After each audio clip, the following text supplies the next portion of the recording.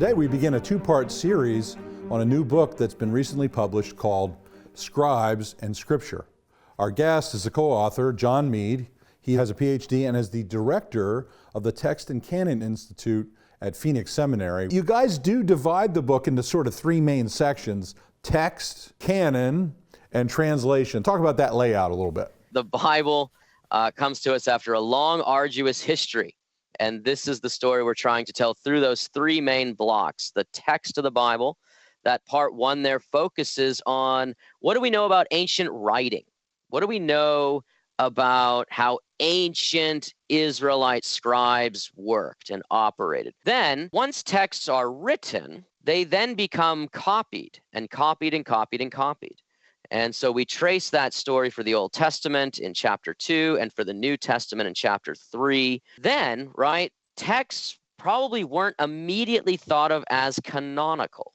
Okay, there was another process. Once we had books, once we had copies of books, once those books really became recognized as containing God's voice, so to speak, then we can start talking about how they're authoritative. We have to deal with the fact that most people don't read the Bible in Hebrew or in Greek. Most people access the Bible through translation. So part 3 is titled Translation. Chapter 7 deals with ancient translations. So there's a whole fascinating history, Henry, about how the Bible was translated into Greek and Latin and other lesser known languages like Coptic and so on. That goes all the way up to John Wycliffe. And then finally, chapters 8 and 9 really try to detail the English Bible history. Anything in those books which seems contrary to truth, I decide either the text is corrupt, the translator did not follow what was really said, or I failed to understand it. Augustine, I think, leads the way here to say, look,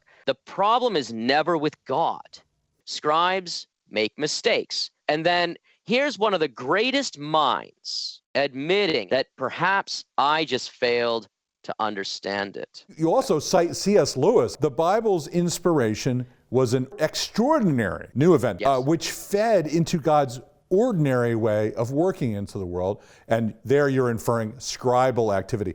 And what Lewis is getting at is this is a pattern that we see from the scriptures themselves. So let's take the virgin conception. There's a miraculous pregnancy, but as soon as that miracle happens, immediately Mary's body is subject to all the normal human processes, right, that is entailed with a 9-month pregnancy. What's so interesting is that we as Christians know this in so many areas, but when it comes to the Bible, Christians have had some questions about this. There's a miracle of divine inspiration, but then that writing, that text is then kind of introduced into the ordinary processes of copying, human beings hand copying manuscripts. You have 3 categories. I'm going to let you explain the categories of copying, and we're going to flesh that out. Go ahead, please. Conservative copying approaches, free copying approaches,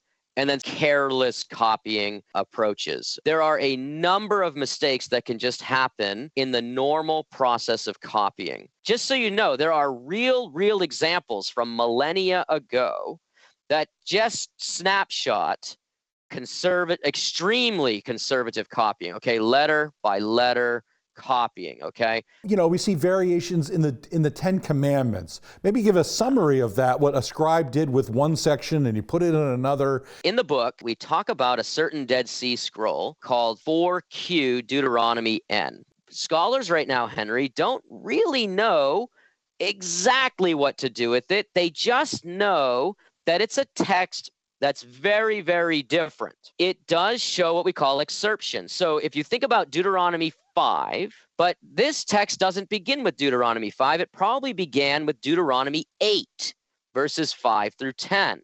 So some scribes found Deuteronomy 8, verses 5 to 10 as a wonderful introduction, you see, to the 10 Commandments in Deuteronomy 5.